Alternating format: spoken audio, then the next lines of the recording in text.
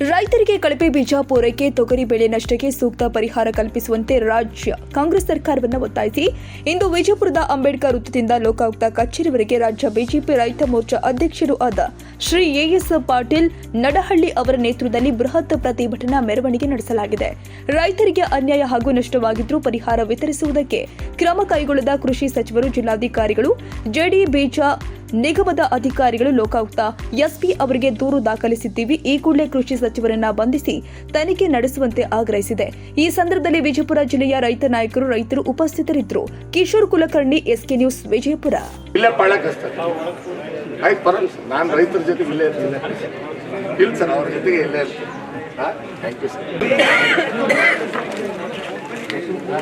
ನಡು ಅಡ್ಡಾಡ್ಬೇಡ್ರಿ. ಮುಂದೆ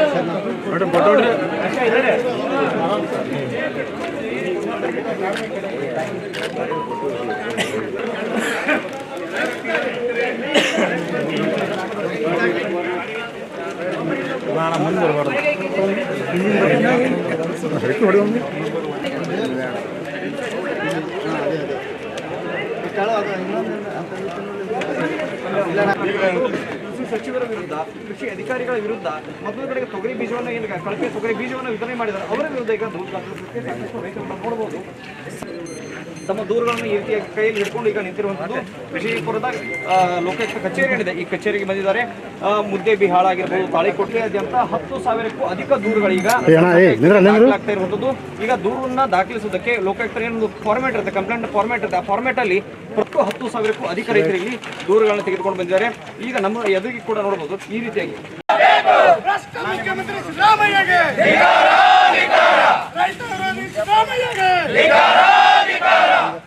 ಕಳಪೆ ಬೀಜ ವಿತರಣೆ ಮಾಡಿದ ಕಾಂಗ್ರೆಸ್ ಸರ್ಕಾರಕ್ಕೆ,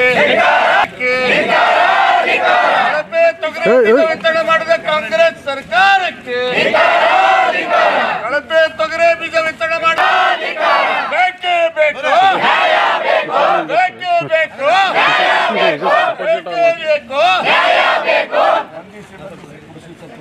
ಬಂಧಿಸಿ ಬಂಧಿಸಿ ಬಂಧಿಸಿ ಬಂಧಿಸಿ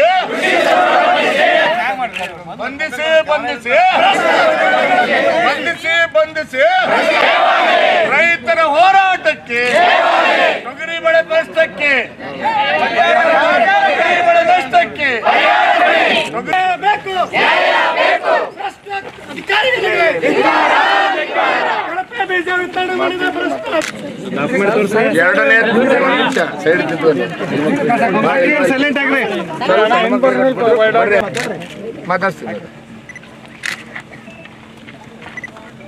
ಡಿಸೆಂಬರ್ 2ನೇ ತಾರೀಕು ಗೌರವಾನ್ವಿತ ಮಾನ್ಯ ಸಿದ್ದರಾಮಯ್ಯಗೆ ಬೇಕೇ ಬೇಕು,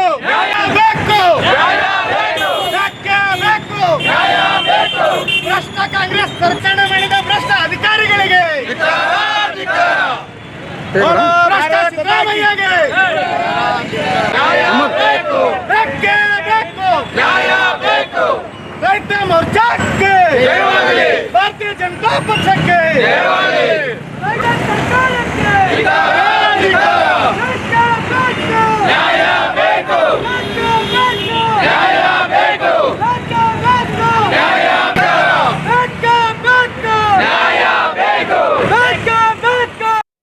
ಜಿಲ್ಲೆಯಾದ್ಯಂತ ರೈತರು ಹೋರಾಟ ಮಾಡ್ತಾ ಇದ್ದೀವಿ.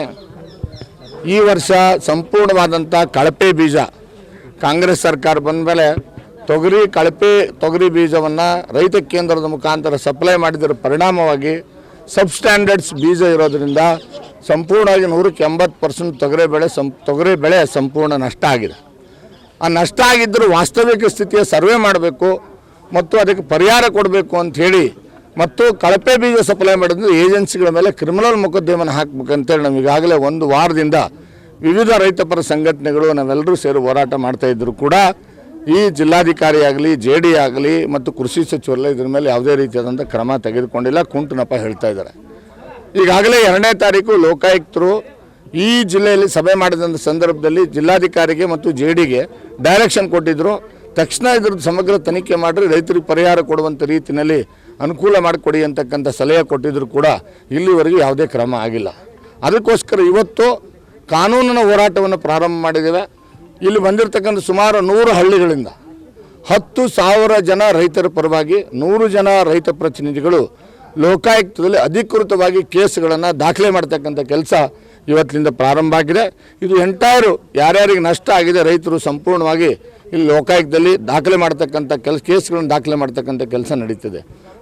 ನಾವು ಕೇಸ್ಗಳು ಕೃಷಿ ಸಚಿವ ಚಲುವರಾಯಸ್ವಾಮಿ ವಿರುದ್ಧ ನಮ್ಮ ಏನು ರೈತರು ಕೇಸ್ಗಳನ್ನ ದಾಖಲೆ ಮಾಡ್ತಾ ಇದ್ದೇವೆ. ಅಗ್ರಿಕಲ್ಚರ್ ಕಮಿಷನರ್ ವಿರುದ್ಧ, ಸೆಕ್ರೆಟರಿ ವಿರುದ್ಧ, DC ವಿರುದ್ಧ, JD ವಿರುದ್ಧ ಇವರೆಲ್ಲರೂ ಕೂಡ ಶಾಮೀಲಾಗಿ ಇವತ್ತೇನು ರೈತರಿಗೆ ಅನ್ಯಾಯ ಮಾಡ್ತಕ್ಕಂಥ ಕೆಲಸ ಮಾಡ್ತಾ ಇದ್ದಾರೆ. ಕಳಪೆ ಬೀಜ ಸಪ್ಲೈ ಮಾಡಿದಂಥ ಏಜೆನ್ಸಿಗಳನ್ನ ರಕ್ಷಣೆ ಮಾಡೋಕ್ಕೆ ನಿಂತಿದ್ದಾರೆ.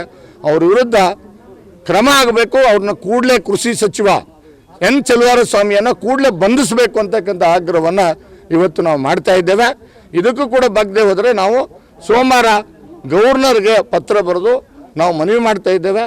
ಕೃಷಿ ಸಚಿವರ ಮೇಲೆ ಮತ್ತು ಸಂಬಂಧಪಟ್ಟ ಕೃಷಿ ಇಲಾಖೆ ಅಧಿಕಾರಿಗಳ ಮೇಲೆ ಕ್ರಿಮಿನಲ್ ಕೇಸನ್ನು ದಾಖಲೆ ಮಾಡೋದಕ್ಕೆ ಮತ್ತು CBI ತನಿಖೆ ಮಾಡೋದಕ್ಕೆ ಆಗ್ರಹ ಮಾಡ್ತಕ್ಕಂಥದ್ದಕ್ಕೆ ನಾವು ಗವರ್ನರ್ ಹತ್ರ ವಿನಂತಿ ಮಾಡೋರಿದ್ದೇವೆ.